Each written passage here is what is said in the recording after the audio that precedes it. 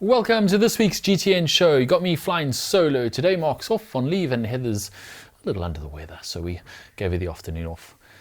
On this week's show, Barkley Marathons. They happened this past weekend. Some interesting stuff out of there. Also, interesting shoe protest and another equipment violation that ended up in a DQ. Is a new endurance sport dating app. Plus, we have all your news, usual race results, caption competition, and more. So, let's start the show.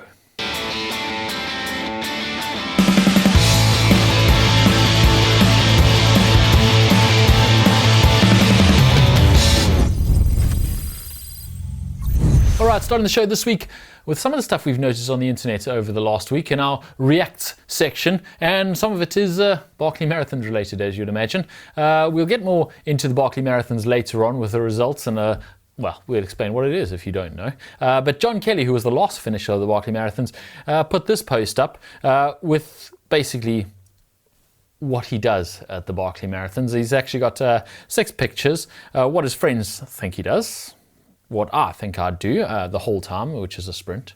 What other runners think I'd do if only it weren't for that super tough navigation. Barkley Marathons would have a 90% finish rate. What my parents think I'd do, dangling dangerously off a cliff. He says he couldn't actually do that picture properly because he does actually have his wrist in a cast, so it would actually be dangerous. What his kids think he does, which is going up a slide, going the wrong way up a slide, and what no one thinks I do, because there's no running in the Barkley Marathons, right? Well, he says what he actually does is a little bit of everything. The Barkley Marathons is certainly a special one. More about that a bit later on. Damien Hall actually went and did that too, so some more ultra running for you. Damien Hall, who is a climate activist and has not flown for many years, decided he was going to break out and fly to this one, to the Barkley Marathons, to take it off. And yeah, obviously, that's difficult pill to swallow for him. He says he's recently used an example of climate activism in sport. It's a good time as any to admit that I will fly once for running this year, my first boarding pass in 4 years, and this will be disappointing to some and I'll be a raging hypocrite to others. And then he goes on to explain why he thinks it's okay. When Our Carbon first analysed my footprint, in 2019, race travel flying was the biggest chunk of my margin. I used to average 3 flights a year.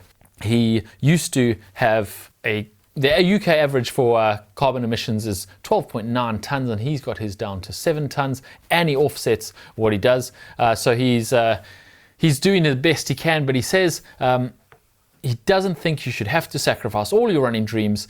He supports his family through running, and at 47, the window of when he can do these things competitively is closing rapidly in his face. So he's justified it, and to be honest, most people agreed that it's completely reasonable as long as you're doing the best you can. And I agree with him on that too.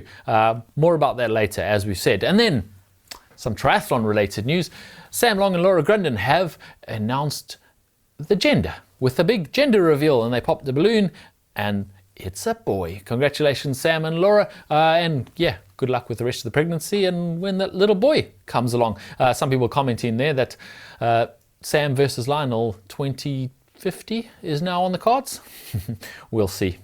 And then Heather put this one in, not triathlon, but funny nonetheless. It's actually from the Prefontaine Classic back in August 2021, but it's worth a watch. Be practical, but it looks like Engels has got it. He's really turned it on here. Yep, he's having a good time, and that's when he's dangerous. And he liked it when he came off the turn, but he better look.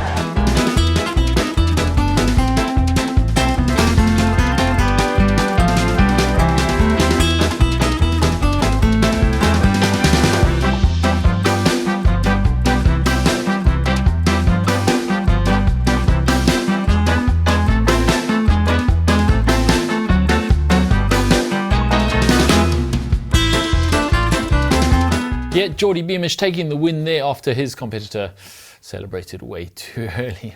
Yeah, never celebrate too soon. Talking about celebrating, unfortunately, Yumif Kajalcha will not be celebrating this weekend. He had a wonderful race, but a terrible finish because 5 kilometers in Lille, he ran 12 minutes and 50 seconds. And the world record for 5 kilometers is 12 minutes and 49 seconds. He was 1 second out the world record pace, world record time with a 2-minute 34 per kilometer average. I mean, that is incredibly fast and very impressive running, but very frustrating for him to come within 1 second of the world record. That's brutal.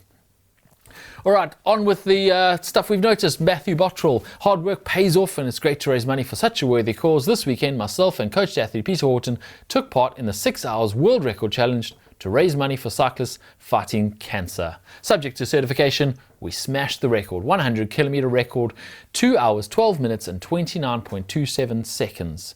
100 miles, 3 hours, 33 minutes and 34.91 seconds. 200 kilometers in 4 hours, 25 minutes and 44 seconds. And 6-hour distance record of 168.476 miles, with an average speed over the 6 hours was 28.08 miles per hour. Very impressive, and this is in the age 50 plus category.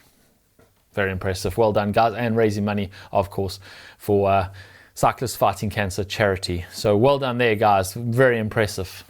Some not so good news. Strade Bianchi podium place getter Kirsten Faulkner was disqualified. Yeah, this was after the race. The UCI notified her of a disqualification because she was wearing a Super Sapiens glucose monitoring device on her arm. Now, apparently, she said that it wasn't even monitoring her. She had no device connected to it and she couldn't possibly see the data even if she wanted to. But the UCI has their rules, and they are that you're not allowed to use these in competition whatsoever.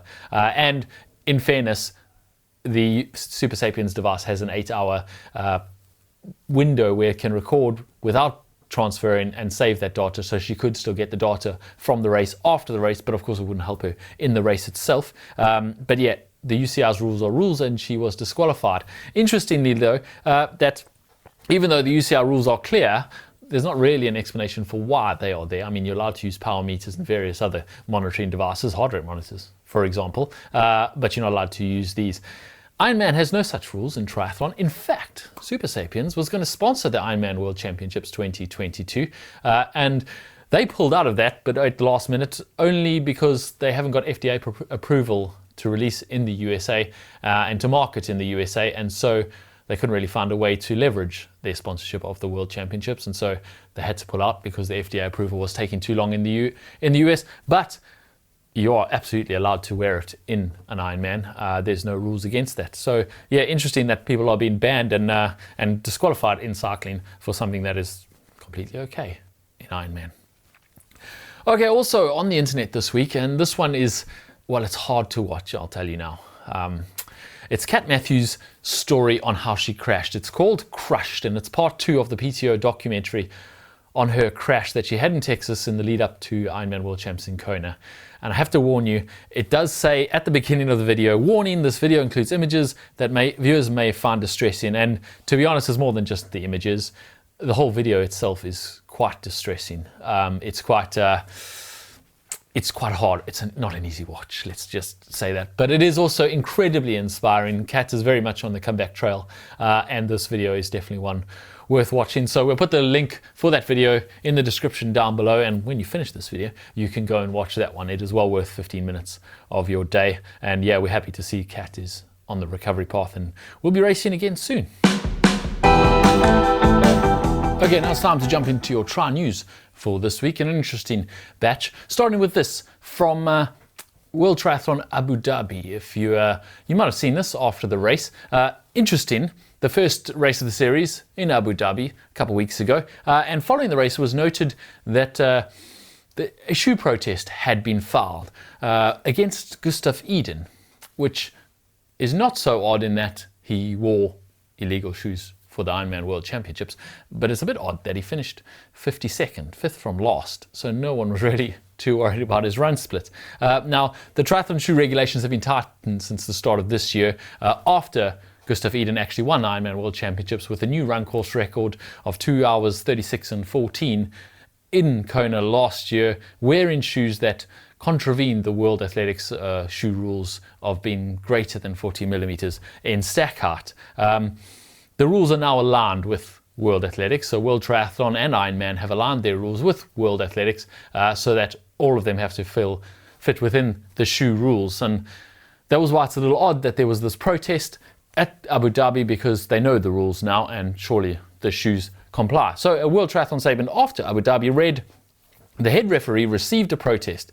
The athletes' shoes were collected following the protest and sent to World Triathlon head office in Lausanne for further inspection, according to the World Triathlon rules. According to the protocol, World Triathlon contacted World Athletics, who has identified and confirmed that these shoes were listed on their approved shoes list before March 3rd under the name On Shoes Cloud Tri 1 per their specifications. Therefore, the protest is dismissed, the pair of shoes will be returned to the athlete, and the results are confirmed as stand. So, yeah, the new On Cloud Tri 1, which we haven't really seen, no one has really seen at all anyway, are legal. They have been passed and they're on their approved list before Gustav Iden raced in them on March 3rd, which is fair enough. But this is where it gets a little bit weird, because it's turned out that that protest against Eden's shoes was lodged by the Norwegians, the Norwegian Federation, which seems very odd. As far as we know, a federation has never protested against their own athletes, and why would they? Now, it is possible that there's a rift between the coaches and the athletes in the Norwegian camp, and they thought he was wearing illegal shoes or something like that.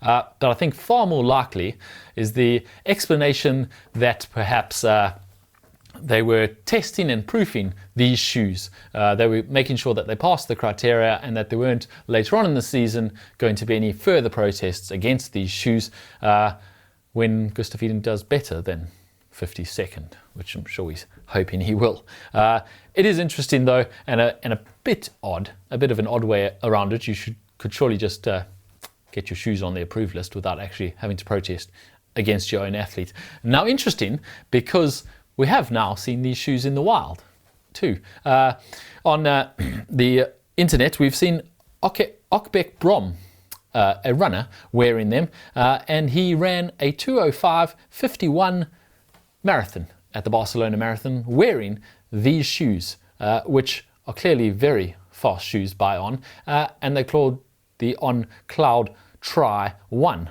which he was also wearing. He even tagged On Cloud Tri 1 in his race report, where he said he ran and he had a great result, and thanks to On for the shoes.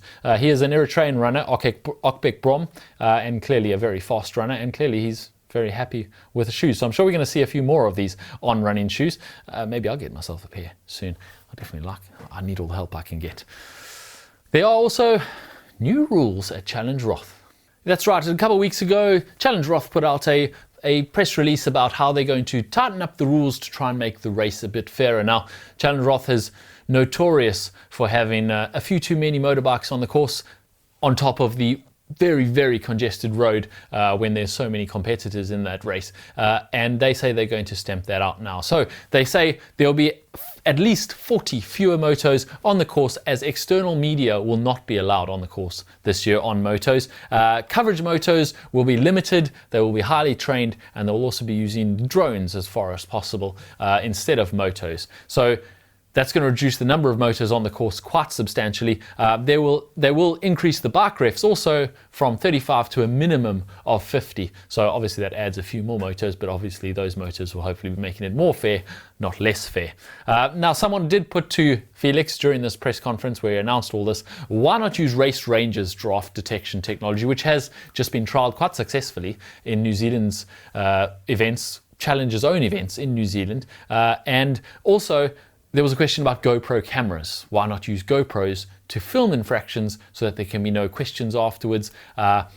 This was put to him because of Laura Phillips' result in Kona, where she got a very dubious penalty and there was no video evidence or anything of it. And so he was put these questions. Felix did say the big point for both of those topics was that they're not yet in the rulebooks of World Triathlon and therefore not in the rulebooks of the German Triathlon Union. So if used, every decision could be legally challenged. So what we really, really need is that Race Ranger gets in the rulebooks, and we are lobbying for it. We've already talked with the German Triathlon Federation CEO because he thinks this idea is perfect, and don't we all? Now, we did speak to James Elvery, the founder of Race Ranger, and he admits that although there were very successful test runs at those challenge events in New Zealand, they do have some work to do. Obviously, there's more congested fields in Roth. There's also age groupers on the course, various other issues. So they have some ironing out to do, and it's probably not ready for a major race like Challenge Roth this June, but it is coming.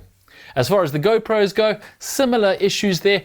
Felix says that as German law requires permission to film anyone under German's civil law, and you can't really get this during the race. I imagine they could get around that by getting you to sign a waiver before, but obviously then you've got the spectators on the side of the road who could also be filmed incidentally, which means they'll be very, very tricky.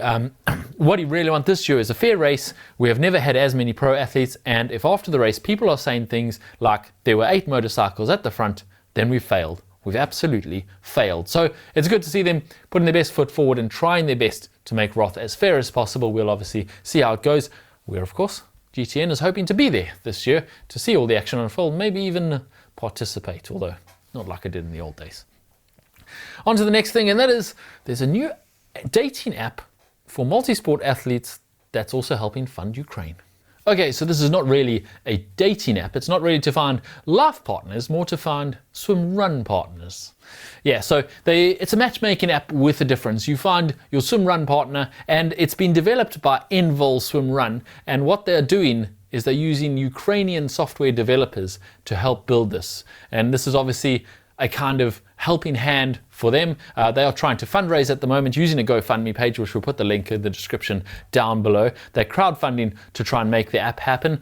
They're a small Swedish business trying to connect people to nature through swim-run, and they are trying to support Ukrainian businesses who are obviously going through a very tough time at the moment with the Russian invasion, and they are getting them to build this app and website where you can connect with other swim runners, match you for pace and match you for races so that you can find a swim run partner, because obviously all these swim run events require you to do it with a partner, but finding someone who can swim and run at the same pace as you can be really tricky. So yeah, they're trying to solve a problem and at the same time solve another problem. So if you are interested and you want to help them out, head over to their GoFundMe page. You can also head over to their website, the Envol Swim Run page, and find all the information on there. They're hoping to raise around 70,000 euros to get them fully started, but even with 10,000 euros they could get a good start on the website, and 35,000 euros would make them to get a really shiny, posh website so that they can really help everyone find their swim run match. So go support them. It's a good initiative. It fills a need that swim runners have and also is helping out the Ukrainians at the same time. All round, a good idea, I think. All right, now it's time for your tech news in What the Tech. And this week we have some shoe news that is also eco news, because recently we've spoken about ON's Cyclone program where you can get a recyclable pair of shoes, and also the Salomon Index 02, which is their recyclable shoe. And this one goes a step further into the manufacture process with the makers of the foam that a lot of these brands use, Ortholite. You've probably heard of Ortholite, such as the Asics Ortholite that they use. It's actually used by an incredible number of brands. In fact, pretty much all of them as far as the list goes on their website, 500 plus brands. But Ortholite has announced that they have released a new Ortholite Circle. And Ortholite Circle is a new foam technology that is recyclable. It's a circular foam material solution for footwear. Now, the Ortholite Circle foam is patented footwear material solution combining Ortholite's 26 years of expertise and innovation in foaming polymers with a Novamont, another company, world-leading bio-based, combustible and recyclable polymer solution to running shoes. And they're going to make this available to all of their 500 plus brands that they work with. So you should be seeing it in many, many shoes, as opposed to these other ones that we've spoken about before, which is very much for their own brand, their own shoe. So hopefully it'll make all shoes more recyclable. Now, the reason for this is because a typical pair of running shoes generates around 14 kgs or 30 pounds of carbon emissions, and 300 million pairs of shoes are thrown away in the US every year, and around the same amount in the UK. So 14 kgs of carbon emissions is roughly the same amount as a 100-watt light bulb burning for an entire week. Ortholite Circle will offer a traditional, plastic-free, scalable and truly circular material to the entire Ortholite 500 plus footwear brand partners and factory stakeholders in 2023. The material can be returned to the production cycle by low-energy advanced chemical recycling to help keep materials in use and back to nature as fully combustible through selected industrial composting methods and processes, which is, well, it's really positive for everyone who wears running shoes, which I'm betting is you.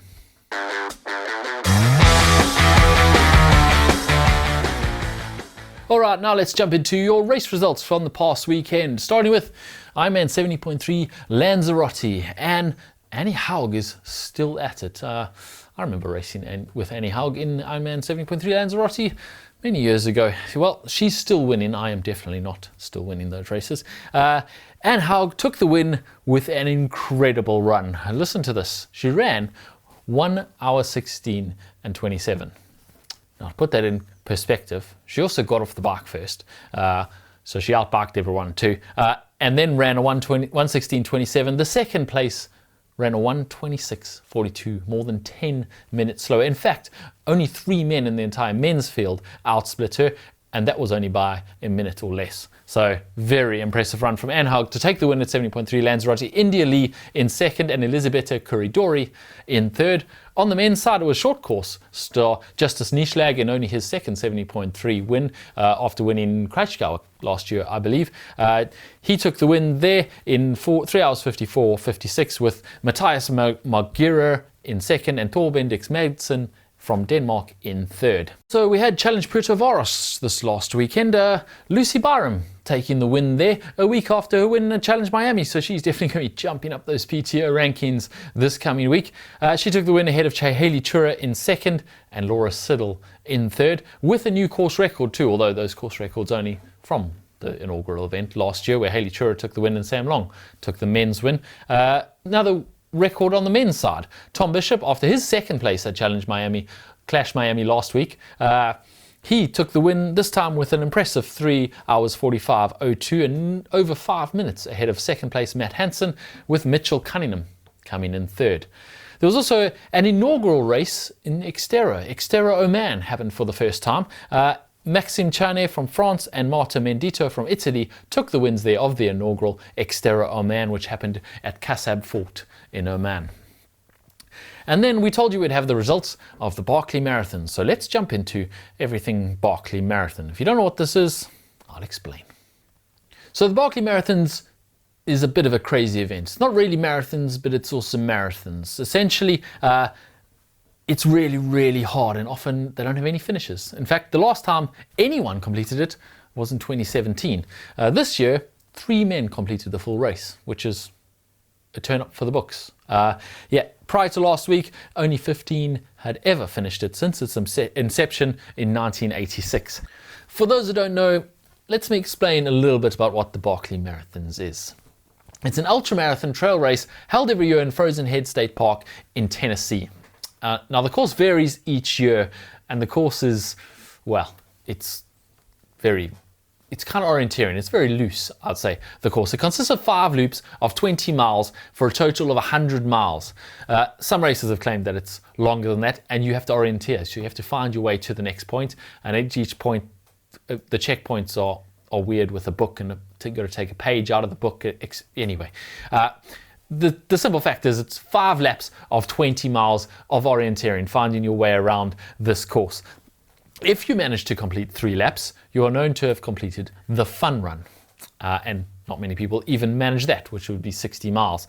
Generally, the 2 of the first 4 loops are run clockwise, and the other 2 are then run counterclockwise. And if multiple runners begin the 5th loop, which doesn't happen very often, this year it did happen, then they are sent off in alternating directions so that they're not directly racing each other. The race is limited to a 60-hour period from the start of the first loop, and it takes place in early March or April every year. It's pretty crazy. So this year we had 3 finishes, which is really unprecedented. Aurelian Sanchez finished first in 58 hours and 23 minutes and 12 seconds. John Kelly, who was the previous finisher, the only one last time, finished in 58 hours and 42 minutes and 23 seconds, and Carl Saab finished not far behind him in 59 hours, 53 minutes and 33 seconds. And of course, those were the only 3 to finish under 60 hours. And if you don't finish under 60 hours, you missed the cutoff. The women also set Barkley records this year. Jasmine Paris became just the 4th woman ever to complete the fun run twice. and only the second woman to start the 4th loop, and the first since 2001. So yeah, impressive. Last year she was the first woman to complete the fun run since 2013. So not many women are actually even making the finish line. It's a very crazy event. I'm not sure I'm going to put this on my bucket list. It's fun to watch though. This past weekend we also had the 2023 World Triathlon Paris Series kicked off down in Devonport in Australia. The field featured Paralympic champions, world champions and rising paratriathlon stars as they start the journey towards Paralympics 2024 in Paris. It's quite an impressive thing to watch these athletes, but with over 10 categories, the results are on screen now and you can read through those. We'll also put a link down below so you can go and check them out if you are interested. We're not going to run through all 10 categories right now, but congratulations to those athletes and we wish them well on their build towards Paris 2024. Interestingly though, there was actually an Ironman professional who went all the way down there to Devonport in Australia to participate in this as a guide. Ben Hoffman headed down there and he put this post up, which is a little bit disappointing. He said, wanted to give it 24 hours before I reported on the race in Devonport. Long story short, I made a mistake that cost us an opportunity at the win. I feel particularly disappointed because I bore responsibility not just for me, but for Owen and for the broader US team. However, there are so many positive takeaways to take from the experience of this format. I'm excited to continue to develop as a team. Back home now to my family after a long trip down under. So yeah, unfortunately, when you need a guide, the guide can mess up just as easily as the athlete. There's a lot of things to get right and it takes a lot of practice. So it's not just the Paralympic athletes practicing and getting ready for Paris 2024, it's also their guides, and Ben Hoffman has thrown his hat into the ring to do that, and we do commend him for that, and yeah, we wish him well. You live and you learn, and he's definitely going to come back stronger, and I wish him and his partner Owen all the best for their next Paralympic race. Well done, Ben. Upcoming this week, we have 70.3 Davao in the Philippines. We also have 70.3 Geelong in Australia. And the following week, we have the real kickoff of the season with 70.3 Oceanside. And there is an absolutely stacked field. But we'll jump into that next week's show. All right, now it's time to look at the things you guys have sent in using our uploader. It's on the screen right now if you want to send us your triathlon related media, anything you like, videos, photos, what you've been up to in the last week or two, what you got coming up. We'd love to hear from you. So use that uploader. This week we got this one from our friend Argo in Estonia. He sent us a few things in the past and this time he's really outdone himself. Look at this video. Argo says, I may as well share a video of me enjoying the cold and calm water in an outdoor pool. The winter in Estonia is almost over and I just had to capture my hobby before it's too late. I did this once a week, 50 meters, easy breaststroke, approximately 2.5 minutes. And it says, I think James should try it. Yeah, that's going to be a no from me. Not going to happen. No ways. That's crazy. He also sent us this video of himself running in the snow, in shorts. Yeah, he says, inspired by my latest submission of GTN viewer, running in winter, I cannot help but share my run as well. I'm also used to wearing short clothes on my shorter runs during the winter. Shorter meaning less than 1 hour. My latest run was with a temperature of about -9 degrees Celsius or 16 degrees Fahrenheit. It was quite cold. I try to do ice swimming once a week and also running like this gives me a somewhat similar effect, awakens and energizes. And here's a photo of the crazy man himself. Absolutely bonkers. I think he's frozen some brain cells there. There is no ways you're going to get me doing that. Thanks for sending them in though, Argo. Appreciate it. Artist sent us this. It's New Bike Day in Austin, Texas. He said, just riding along the Texas Capitol Highway the first time with my new Ironman World Championship Diamond bike set for Texas Ironman to go on my 4th in a row Ironman World Championships. He completed in 2021 to 2022, qualified in 2024 and will qualify 2023. That is a good looking diamond bike. Michael sent us this. He says, sometimes beep happens when you have to DNF and move on. Whoa, Michael. From Australia, racing the 70.3 last weekend, leading the age group, 18 kilometers left on the bike, and the crank detached itself from the bike. The threads failed in the retention bolt. Having a DNF and as an age group is frustrating, but sometimes you just have to accept it and move on. Use it as a growth opportunity to understand not everything can be perfect. That is frustrating. DNFs are frustrating for everyone. A DNF, for those who don't know, stands for did not finish, because apparently last week we had a whole discussion about DNFs and at no point did we explain that it means did not finish, and a few people were left confused for the whole discussion. Sorry guys, thought you all knew what a DNF was, but apparently it's not common for as many people as we thought. Ricardo sent us this of his BMC time machine in Freehold, New Jersey, USA, 3-hour indoor ride to get ready for Ironman Chattanooga. And he's also made a video for us, for our viewing pleasure, and wow, he's got a lot of bikes in there. That's quite the setup. Can't tell what room in the house that is. If that's his pain cave, it's very impressive. And finally, we have this one. No description, but I think it's all in the photo. N+1 rule really happening here. He says, these are my ladies. This is Jill, this is my lady Amy, this is little Susie, Brianna. You know why we call her Brianna, right? No? Long story. Shaniqua, Helga, Miss Kitty, Jeannie, I dream of Teresa, and this is Teresa right there. Wow, he's named all his bikes, and what a lot of bikes. He's got a BMC time machine. I can see a Cervelo P5. There's a Trek road bike. It looks like a P5X there too. Mountain bikes, gravel bikes, flat bar bike. Wow, what a setup. I don't know where he's got space for anything else. Just bikes. Bikes everywhere. I mean, N+1 rule, right? If you don't know what that is, Google it.